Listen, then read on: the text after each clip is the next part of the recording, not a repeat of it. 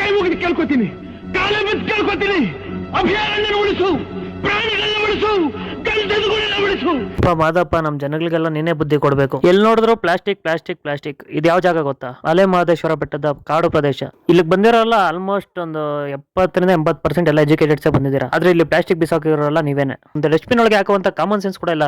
ಎಲ್ಲಂದಲ್ಲಿ ಬಿಸಾಕ್ ಹೋಗಿದ್ದಾರೆ. ನನಗೆ ತುಂಬಾ ಬೇಜಾರಾಯ್ತು ಅಲ್ಲಿ ಹೋಗಿ ನೋಡಿದಾಗ. ಫಾರೆಸ್ಟ್ ಡಿಪಾರ್ಟ್ಮೆಂಟ್, ಪೊಲೀಸ್ ಡಿಪಾರ್ಟ್ಮೆಂಟ್ ಅವ್ರು ಹೇಳಿ ತುಂಬಾ ಸಾಕಾಗಿ ಅವರು ಸುಮ್ಮನೆ ಆಗ್ಬಿಟ್ಟಿದ್ದಾರೆ. ಪ್ರಾಣಿಗಳೆಲ್ಲ ತಿಂತದೆ, ಅಲ್ಲಿರೋ ಕಾಡಲ್ಲಿರೋ ಹಸುಗಳೆಲ್ಲ ತಿಂತಾ ಇದಾವೆ. ಇದೇ ತರ ನಾಗಮಲೆ ಫಾರೆಸ್ಟ್ ಅಲ್ಲಿ ಪಾದಯಾತ್ರೆ ಹೋಗೋರೆಲ್ಲಾನು ಪ್ಲಾಸ್ಟಿಕ್ ಬಾಟಲ್ಗಳನ್ನ, ಪೇಪರ್ನ ಬಿಸಾಕಿ ಅದೇ ಪ್ಲಾಸ್ಟಿಕ್ ನ ತಿಂದು 2 ಜಿಂಕೆ ಸೋತದು. ಯಾವಾಗ್ಲಾರು ಹಬ್ಬದ ವಿಶೇಷ ಇರೋ ಟೈಮಲ್ಲಿ ಮಾತ್ರನೇ ಜನ ಬಿಡ್ತಾರೆ, ಬೇರೆ ಟೈಮಲ್ಲೆಲ್ಲ ಸ್ಟಾಪ್ ಮಾಡಿದ್ದಾರೆ.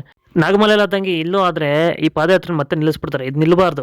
ವರ್ಷದಿಂದ ವರ್ಷಕ್ಕೆ ಜನ ಜಾಸ್ತಿ ಆಗ್ತಿದ್ದಾರೆ. ಅದೇ ತರ ನಾವು ನಮ್ಮ ಕಾಡನ್ನ ಉಳಿಸ್ಕೋಬೇಕು, ನೀಟಾಗಿ ಇಟ್ಕೊಬೇಕು. ಇವಾಗ ನಮ್ಮ ಮನೆಗೆ ಬಂದು ಯಾರು ಗಲೀಜ್ ಮಾಡೋರು ಇಲ್ಲ, ನಮ್ಮ ಮನೆ ಮುಂದೆ ಗಲೀಜ್ ಮಾಡೋದ್ರೆ ನಾವು ಎಷ್ಟು ಬೈಕೊಂತೀವಿ, ಎಷ್ಟು ತೊಂದರೆ ಆಗುತ್ತೆ. ಅದೇ ತರ ಪ್ರಾಣಿಗಳ ಜಾಗದಲ್ಲಿ ಹೋಗಿ ನಾವು ಆ ತರ ಗಲೀಜ್ ಮಾಡಿದ್ರೆ, ಆ ತರ ಪ್ಲಾಸ್ಟಿಕ್ ಎಲ್ಲ ಹಾಕಿ ಬಂದ್ರೆ ಅದಕ್ಕೆ ಎಷ್ಟು ತೊಂದರೆ ಆಗುತ್ತೆ ನೋಡಿ. ಪ್ರಾಣಿಗಳಿಗೆ ಪ್ಲಾಸ್ಟಿಕ್ ಯಾವುದು, ಊಟ ಯಾವುದು ಅಂತ ಗೊತ್ತಾಗಲ್ಲ, ತಿನ್ಬಿಡುತ್ತೆ, ಆಮೇಲೆ ಅದು ಸತ್ತೋಗುತ್ತೆ.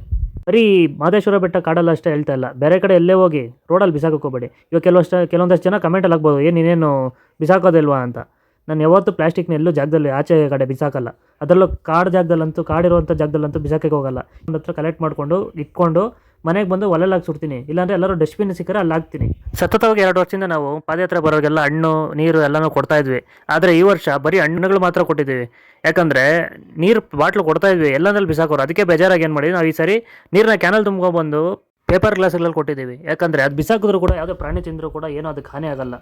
ಅದಕ್ಕೆ ಎಲ್ಲರೂ ಕೇಳ್ಕೊಳೋದು ಒಂದೇ, ದಯವಿಟ್ಟು ಪ್ಲಾಸ್ಟಿಕ್ನ ಕಡಿಮೆ ಬಳಸಿ. ಬಯೋಡಿಗ್ರೇಡಬಲ್ ಆಗಿರುವಂಥ ವಸ್ತುಗಳನ್ನ, ಅಂದರೆ ಮಣ್ಣಲ್ಲಿ ಕರಗುವಂಥ ವಸ್ತುಗಳನ್ನ ಯೂಸ್ ಮಾಡೋಣ. ಪ್ಲಾಸ್ಟಿಕ್ ಕಡಿಮೆ ಮಾಡೋಣ.